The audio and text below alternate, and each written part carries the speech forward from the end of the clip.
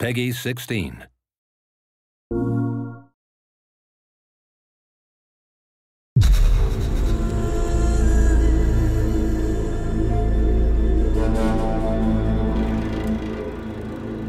Hi, my name is Mark Norris, Senior Producer for Guerrilla Games on Horizon Zero Dawn.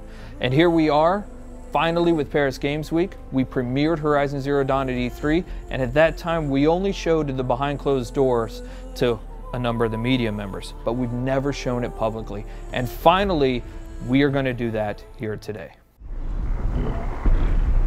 One thing that you should know almost immediately is, yes, you can explore everything that you can see here, but we're on a quest. Now, we've hidden that quest UI and that quest interface, but one of those two tribes that you saw previously in the trailer, one of them has given you a quest, and it's a quest of critical importance.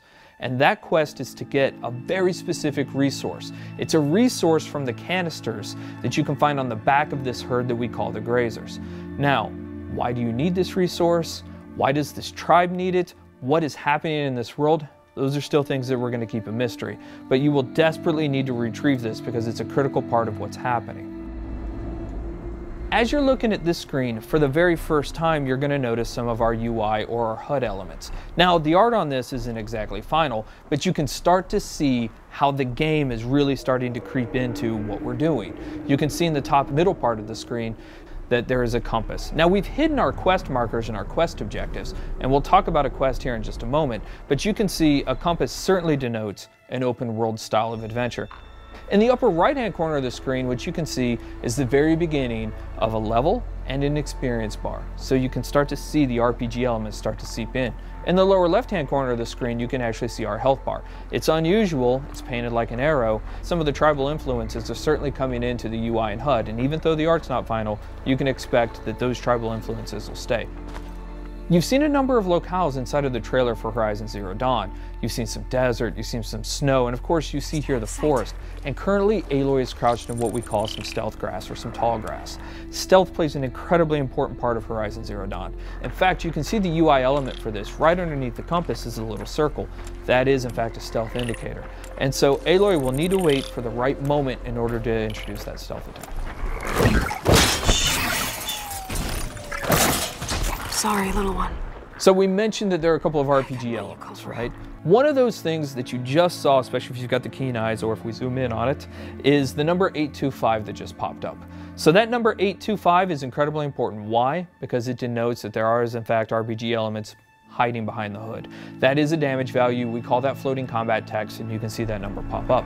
But now we've actually also gotten into the loot menu. Now, we've described previously how important the machine parts are to the world of Horizon Zero Dawn, but here we're showing you some of those parts. In fact, that flame coil that you can see on screen is one of the elements that's required to build explosive arrows. Now, machine parts are incredibly important. The economy, the entirety of the world of Horizon Zero Dawn is built around these machine parts. So here you can see Aloy picking up what is essentially a couple of health plants. Now, those will fill up your health if you get low, but the important thing here is actually what they represent. You will want to explore every nook and cranny of this open world. The ancient city, the tops of mountains, rivers and valleys, all kinds of settlements, because you never know what you'll find. Guerrilla's DNA is strong in Horizon Zero Dawn. We've talked about this game being an action RPG, but Guerrilla Games is really known for its action. What Aloy is going to do here, she's going to use what we call the explosive tripwire. And that is really used as a trap. It can be used as a defensive countermeasure, but it's mostly used as a preventative measure. She knows, because she spent so much time with these machines, that these grazers are incredibly skittish, that they will run off at the first sight of her or the first sight of noise. And she knows that if she's going to complete this quest, she's got to get those canisters. So for her, the best way to make sure this happens is to set these explosive tripwires down and try to find a way to force the grazers into the traps. So that's what we're going to try and do. We're going to set down a couple of these traps, and we're going to try and create a distraction.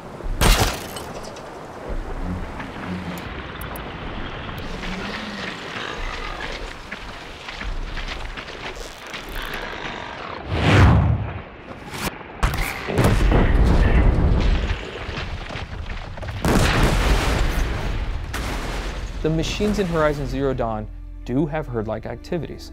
And here we have a species defending itself, these grazers allowing a couple of them to stick around to fight Aloy.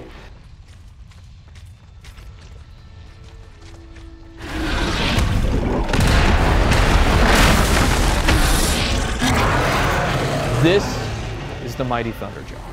One thing that you will immediately notice is the size differential between Aloy and the Thunderjaw. The Thunderjaw is 24 meters long and it's 10 meters wide. It has 93 destructible armor plates, each with its own health value, and it has 271 animations and 67 VFX. It has 12 attacks, it's 550,000 polygons. And so what we're taking a look at here is actually some of the strategic and tactical elements of a fight that Aloy will want to think about when she gets engaged with the Thunderjaw. So we're going to take a look right here at the fact that there's actually some weak points on the Thunderjaw. As you're taking a look at the leg here, that orange muscle that you can kind of see underneath there, that is also a weak point. If you're able to hit that, you're able to do 4 times the amount of damage that you would ordinarily do. Now the question is, how would you actually take off that armor plate? Now we give you a couple of options there, but the best option is to use the machine itself. So we're taking a look at the disc launcher right now, and you saw earlier in the E3 trailer that you can shoot off the machine. You can shoot off the disc launcher, but you didn't know why we did it. The reason why we did it is because it takes a lot of arrows to knock off a Thunderjaw's armor plate. But if you can knock off its disc launcher, you can pick the disc launcher up and use its own weapons against it, and that's one of the best ways to take down the Thunderjaw.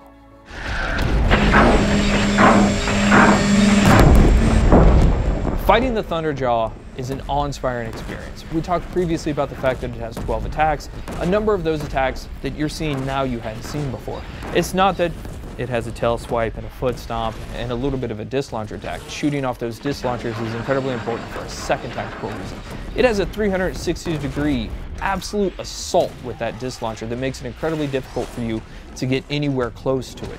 So you're going to want to take off those disc launchers. But if you are, you'll notice now it still has a rail gun and a mouth laser. So this thing's serious. Even though it's previously damaged, it still has a huge amount of attacks. So what Aloy is going to try and do here is try to find a way to tie the machine down so that she gets a brief window to figure out her next move.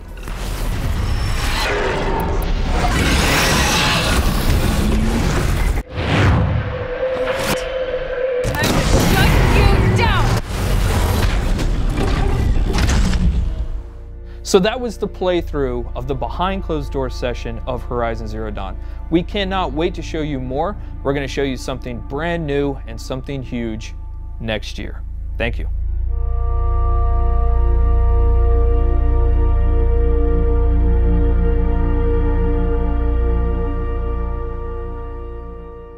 For the players.